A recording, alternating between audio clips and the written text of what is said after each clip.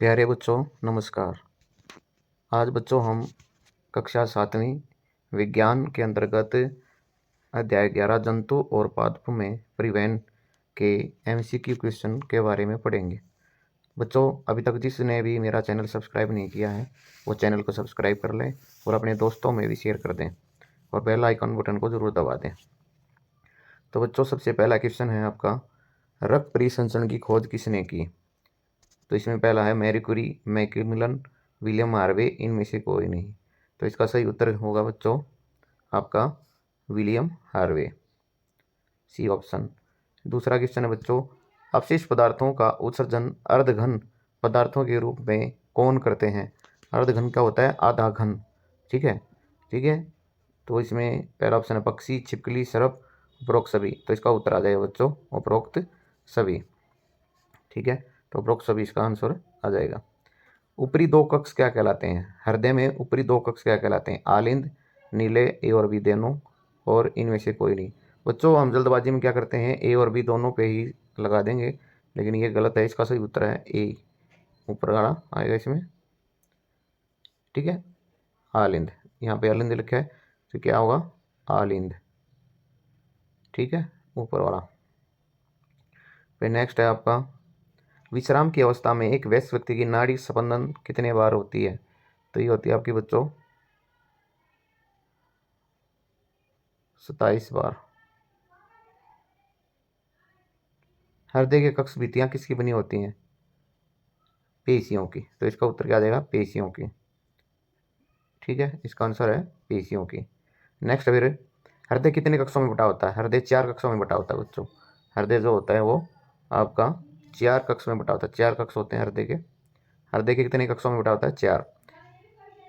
फिर सामान्य प्रकुंचन रक्तदाब होता है 80 मीटर, 100 मीटर, 100 mm। mm का मतलब होता है मिलीमीटर। 120 mm, 130 mm। तो इसका सही आंसर क्या होगा बच्चों? सी, ठीक है। इसके बाद धमनियों की भित्तियां कैसी होती हैं? मोटी, प्रत्यास्थ, ए और बी दोनों, इनमें से कोई नहीं। तो इसका आंसर आ जाएगा ए और बी दोनों। होमोग्लोबिन कैसा होता है? लाल, हरा, नीला, पीला। तो इसका सही आंसर है लाल। होमोग्लोबिन कैसा होता है? लाल। इसके बाद है बच्चों, धमनियां हृदय से रक्त को शरीर के सभी भागों में किस प्रकार ले जाती हैं? ठीक है, तो इसमें आपने बताना ऑक्सीजन समृद्ध युक्त, कार्बन डाइऑक्साइड समृद्ध युक्त, ए और बी दोनों, और नाइट्रोजन समृद्ध युक्त। तो इसका सही आंसर है ऑक्सीजन समृद्ध रक्त। पटिकाणु किसे कहते हैं? रक्त का थक्का बन जाना, एक अन्य प्रकार की कोशिकाओं की उपस्थिति, ए और बी दोनों। तो इसमें आ जाएगा ए और बी दोनों। जिसको पटिकाणु को हमें जो है बच्चों प्लेटलेटस भी कहते हैं, ठीक है, प्लेटलेटस। अंग्रेजी में क्या कहते हैं? प्लेटलेटस। कई बार चोट लग जाती है तो खून निकलना शुरू होता है, तो खून को जमाने में ये मदद करता है पटिकाणु। फिर इसके बाद शिराओं की भित्तियां कैसी होती है? मोटी, पतली, चौड़ी, इनमें से कोई नहीं। तो इसमें क्या आ जाएगा? पतली, बी ऑप्शन, ठीक है। इसके बाद उत्सर्जन किसे कहते हैं? ऊत माने जो चीज़ गलत होती है, हमारे लिए खराब होती है, अपशिष्ट होती है। सर्जन का मतलब होता है निकाल देना, उत्सर्जन बाहर निकालना। सजीवों द्वारा कोशिकाओं में निर्मित होना, अपशिष्ट पदार्थों को बाहर निकालने का प्रक्रम। तो इसमें आपका ऑप्शन आ जाएगा ऑप्शन बी, ठीक है।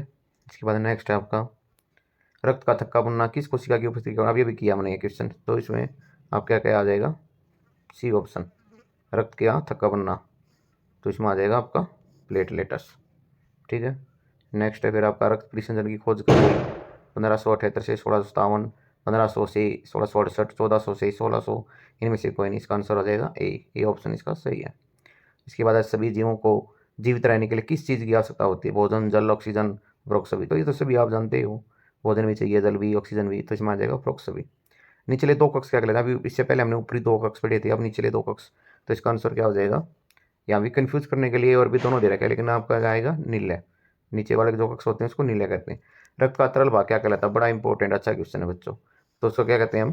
प्लाज्मा, ठीक है। रक्त के दो भाग होते हैं, एक प्लाज्मा और रक्त कोशिकाएं। फिर नेक्स्ट है आपका, पादप मृदा द्वारा किसे अवशोषित करते हैं? खनिज, पोषक, जल, ए और बी दोनों। तो इसमें आ जाएगा ए और बी दोनों, ठीक है। खनिज को भी करते हैं और जल को भी।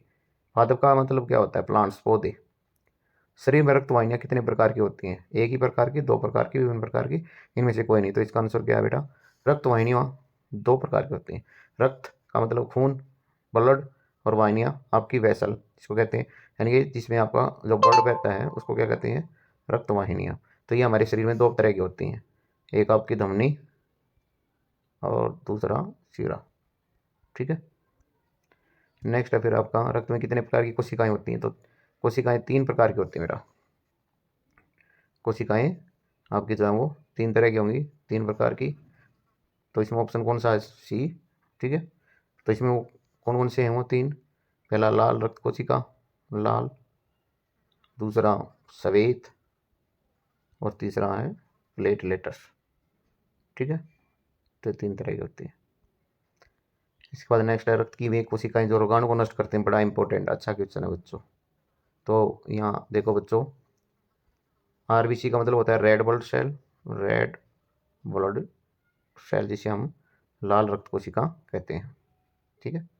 फिर डब्ल्यूबीसी वाइट, डब्ल्यू से बन गया वाइट, बी से ब्लड और सेल, तो ये होगी सफ़ेद। तो यही होता है आपका आंसर, इसका आंसर होगा बी। ठीक है। इसका आंसर क्या होगा, बी, डब्ल्यूबीसी। ये रोगाणुओं से लड़ने में हमारी मदद करेगा। फिर इसके बाद है लाल रक्त कोशिकाओं में कौन सा वर्णक होता है। बड़ा अच्छा क्वेश्चन भाई, बहुत ही अच्छा क्वेश्चन है ये। तो कई बार क्वेश्चन पूछ लिया जाता है भाई लाल रक्त कोशिकाओं में कौन सा वर्णक होता है, या रक्त का रंग लाल क्यों होता है। तो इसका आंसर क्या होगा, होमोग्लोबिन। ठीक है। तो इसमें क्या आएगा, होमोग्लोबिन, ए ऑप्शन। फिर रक्त क्या है, यह रक्त तरल पदार्थ या द्रव है। यह रक्त वाहिनियों में प्रवाहित होता है। ये पाचित भोजन को अन्य भागों तक ले जाता है। तो उपरोक्त सभी। तो इसका आंसर क्या होगा बच्चों, उपरोक्त सभी। ठीक है, डी ऑप्शन। फिर इसके बाद रक्त जंतुओं के किस भाग के द्वारा प्रवाहित होता है। रक्त वाहिनियों में, कोशिकाओं में, ऊतकों में, इनमें से कोई नहीं।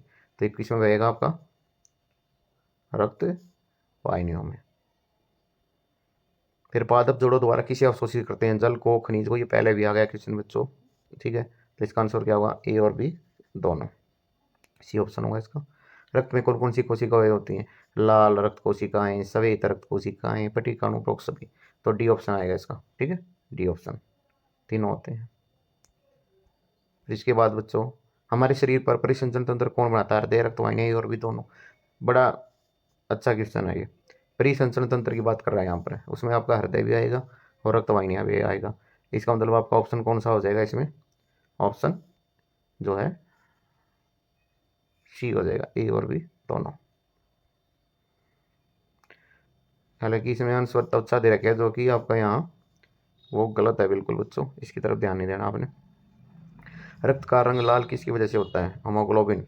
तो इसमें ऑप्शन आएगा, मैंने अभी थोड़ी देर पहले बताया था। तो इसका आंसर हो जाएगा होमोग्लोबिन। रक्त का लाल रंग जो है वो किस कारण होता है, होमोग्लोबिन के कारण। रक्त वाहिनियाँ, बड़ा ही अच्छा क्वेश्चन। देखो बेटा, रक्त वाहिनियाँ जो कार्बन डाइऑक्साइड समृद्ध रक्त को शरीर के सभी भागों से वापस हृदय में ले जाती है, उसे क्या कहते हैं, उसे क्या कहते हैं। जो देखो कार्बन डाइऑक्साइड की बात कर रहा है ये, और वो भी कहाँ से, शरीर के सभी भागों से हृदय। तो इसका आंसर क्या आएगा बच्चों, शिरा। ठीक है, शिराएँ। तो इसमें क्या आ जाएगा, शिराएँ, ध्यान देना है। इसके बाद रक्त वाहिनियाँ कौन सी हैं, धमनी, शिराएँ और भी दोनों। तो इसमें बच्चों दोनों ही आएंगी, ए और बी दोनों, ए और बी दोनों।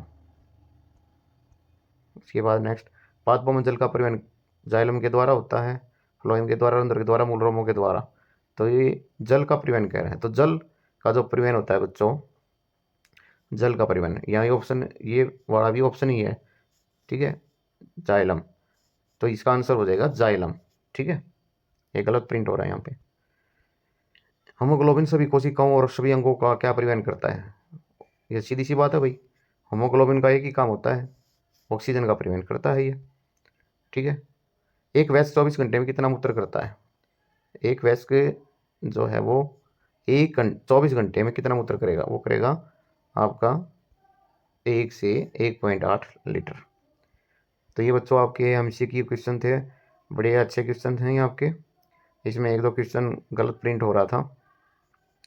इसमें एक क्वेश्चन और गलत था बच्चों, वो देखते हैं एक बार। क्वेश्चन नंबर कौन सा था वो, जिसमें नाड़ी स्पंदन दर की बात कर रहा था वो।